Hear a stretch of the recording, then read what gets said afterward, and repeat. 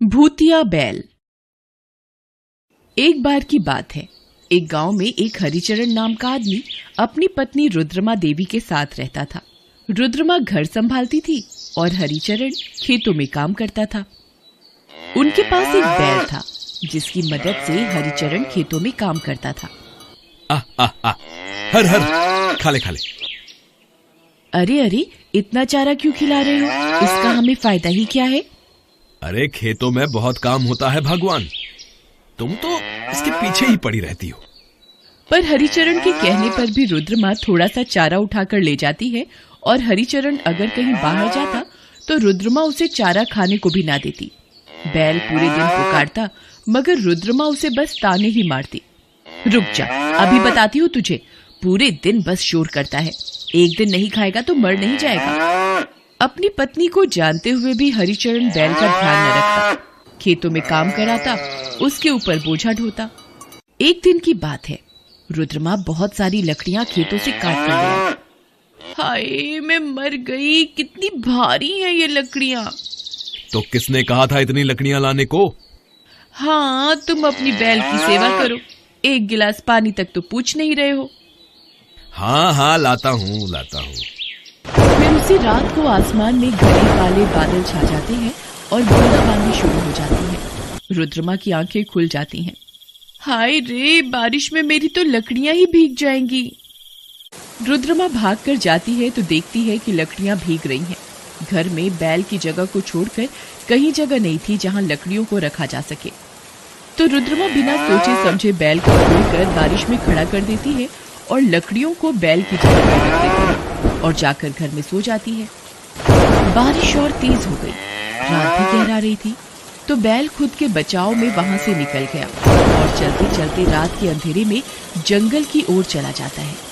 फिर एक घना पेड़ आता है जिसके नीचे जाकर बैल खड़ा हो जाता है और दुखी होकर चिल्लाने लगता है। उसकी आवाज से पेड़ पर सो रही चुड़ैल की आंख खुल जाती है।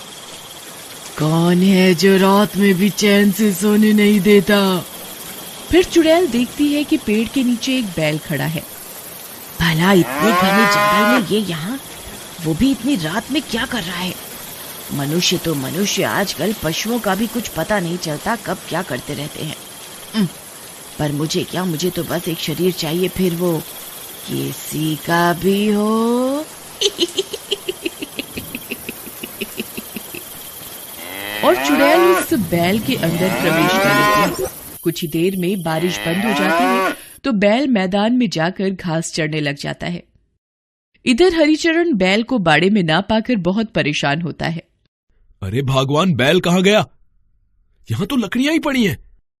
यही तो था रात को, मैंने उसे यहीं छोड़ा था, पता नहीं कहाँ गया। तुम और तुम्हारा बैल, खुद ढूंढ लो। सुबह से शाम हो गई मगर बैल अब तक घर नहीं आया। अरे रात होने को आई है मगर बैल अभी तक नहीं आया, अब मैं क्या करूं? कैसे खेती होगी? तभी रुद्रमा देखती है कि बैल दूर से चला आ रहा है। वो देखो, आ गया। क्यों इतना रो रहे हो? और बैल को बाड़े में बांधकर दोनों सो जाते हैं। सुबह जब हरिचरण बैल को चारा देता है तब रुद्रमा बैल के सामने से चारा उठाने लगती है, तब बैल सींगों से उसे टक्कर मार देता है। हाय, मैं मर गई, नाच जाए तेरा। आई, टूट गई मेरी कमर। आहा। कुछ दिन से खेतों में भी बैल सुस्त रहने लगा, बस बैठा रहता और हरिचरण जब उस पर बोझ लादता तो वो आगे एक कदम ना बढ़ाता।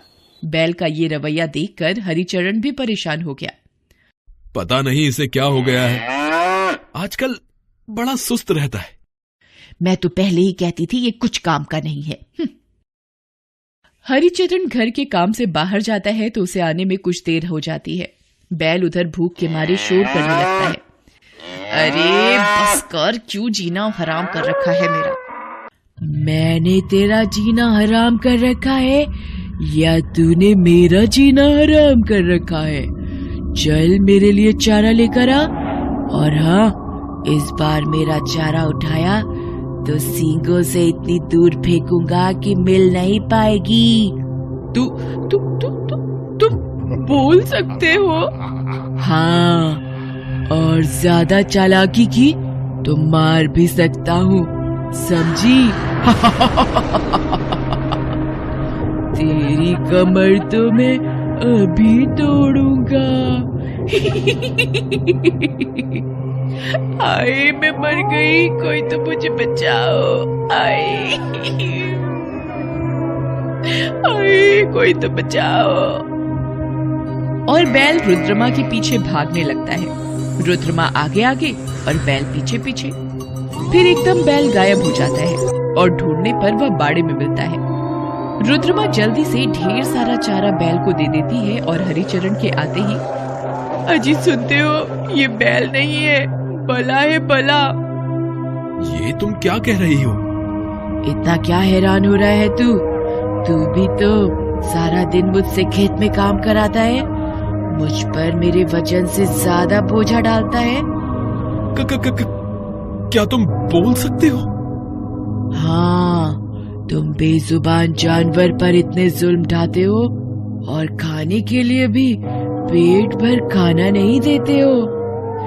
भागो रे, इसमें तो भूत है। अरे रुक, कहाँ भागी जा रही है? मैं भूत हूँ या तू भूत है? अब तुम क्या चाहती हो? मैं चाहती हूँ तुम जानवरों से ठीक से पेश आओ और इंसानियत को ना भूलो।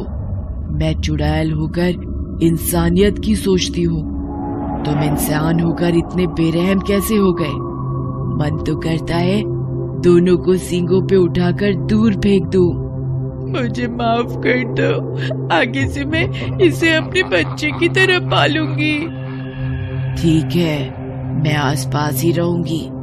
अगर मुझे लगा कि तुमने कोई चालाकी की है और इस बेजुबान जानवर को परेशान किया है, तो मुझसे बुरा कोई नहीं होगा।